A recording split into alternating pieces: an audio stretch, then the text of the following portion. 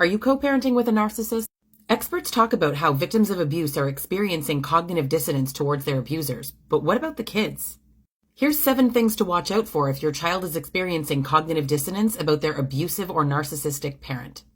Number 1, conflicted emotions. The child's going to experience mixed emotions like love, longing, anger, resentment, confusion. It's a roller coaster of emotions. Number 2, idealization and disappointment. Children might idealize this parent and create a fantasy version of them, only to be disappointed when the parent doesn't live up to those expectations. Number 3, emotional withdrawal or clinginess. The children may even alternate between emotional clinginess and withdrawing, and this comes from feelings of insecurity and confusion. Number 4, conflicting loyalty.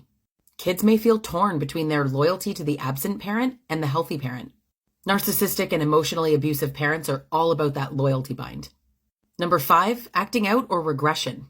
You might start to see some behavioral problems like aggression or defiance. They might regress in developmental milestones. This is a way for them to cope with the emotional turmoil. Number 6, difficulty trusting others. Kids that grow up like this have difficulty trusting others and forming healthy relationships.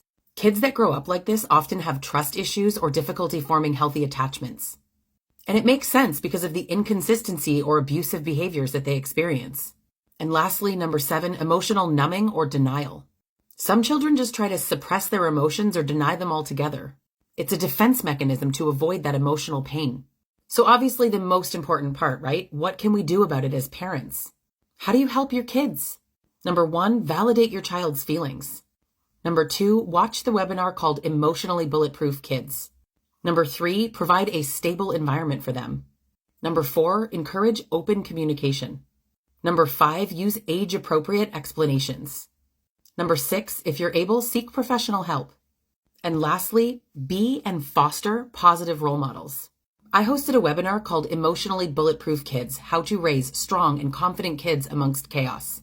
On the panel was a child therapist, a psychologist, a trauma therapist, and parents. They gave parents practical advice and tips on what you can do and say to help your children. No fluff, real things that you can implement in your life to help your children. You can help your kids navigate the confusion of experiencing cognitive dissonance. They're often experiencing a dual reality, just like you were with the same narcissistic abuser.